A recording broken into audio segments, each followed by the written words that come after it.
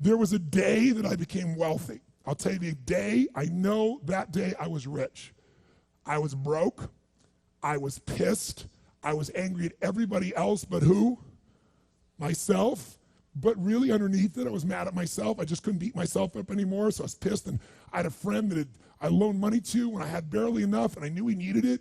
And I gave him $1,200, and I'm here not able to eat. I'm down to like $25, $26. And I'm saying to him, calling him, and he's not returning my call. And I just need some money, and he's ignoring me. I didn't ignore him then, so I'm pissed. I'm frustrated. In the midst of all this, I'm also pragmatic. I got 25 and change, call it $26. What the hell am I gonna do? I don't have any plans for economics. I got overhead that's crazy. I'm living in this little tiny apartment, 400 square feet in Venice, California. So I thought, okay, when I was totally broke early on when I was 17, I used to save my money up and go to the smorgasbord and load up for Christmas, load up for the week. So I said, I was in Venice, I'm gonna go over to Marina del Rey, where all the yachts are, and there's a place there called El Torito, and I'm gonna go, they have an all-you-can-eat smorgasbord, I'm gonna load up for the winter. I'm gonna get there. So I didn't drive there, because I wasn't gonna spend the gas to get there, plus I needed to walk, so I walked there.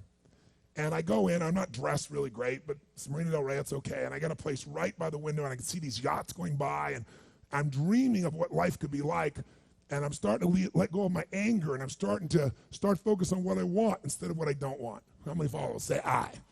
And that shifted me just a bit, and now I'm eating, which shifted me a lot. And I got this giant plate stacked up, and I don't know what the amount was. It was like, whatever, it was $6.95, $7.95, right? So I'm gonna do this, I could probably do this 3 or 4 times, right? Somewhere in that range. As I'm finishing my meal, this little boy comes in, dressed in a little suit. And I honestly don't know how old he'd be, probably in the 3rd grade, so maybe 8 years old, 9 years old, something like that. And he was so adorable, and he opened the door for his mother, and his mother was an attractive lady, and he came over and he pulled out the seat for her, and she sat down. And she was a pretty lady, but as pretty as she was, I was totally obsessed by this boy. He had presence at 7 or 8 years old. And it moved me. I don't know why, it moved me.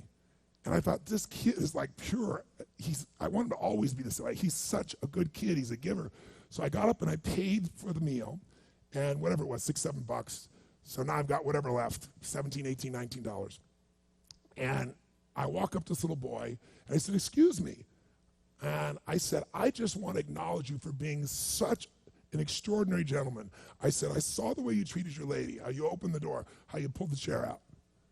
I said, that's class.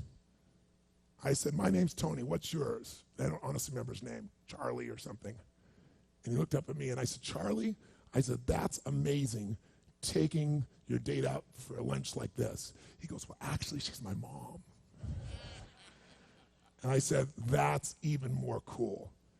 And he said, oh, but I'm not taking her lunch because I think he said he was 8. I said, oh, yes, you are. I had no plan for this.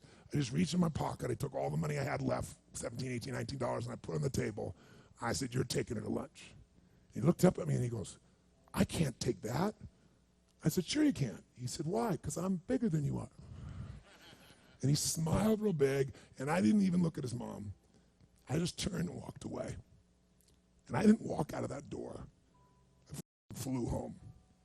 I should have been freaking out. How the am I going to eat? But I didn't. I flew because something inside of me had finally got past scarcity. Had finally realized there's something inside of us more than our limits, especially around this thing called money that I had let terrorize me. And I got home, and the mailman came that day, and I had no idea I was going to have my next meal. And a letter comes, and it's from the guy I loaned the money to. A handwritten note saying, I've been avoiding you. It's wrong. I'm so sorry. You were there when I needed you. Here's what I owe you plus a little bit more. And the $1,200 was there plus another $100 for the time that I had to take care of it. And for me, $1,300, that was enough to run my show for a month or two. And I cried. And then I decided, what does this mean? And I thought, this means that whenever you give, it's always going to come back, so you don't have to ever think about that again. Just give. And the rewards will be greater than you can ever imagine. I don't know if that's coincidence, but I decided to believe that day was a blessing when I became rich. And I can tell you honestly, I've had tough days in my life, economically, emotionally, like all of us. But I've never gone back to that scarcity. I never will. The secret to living is giving. Do it when you don't have it, and I promise you, scarcity will leave your life.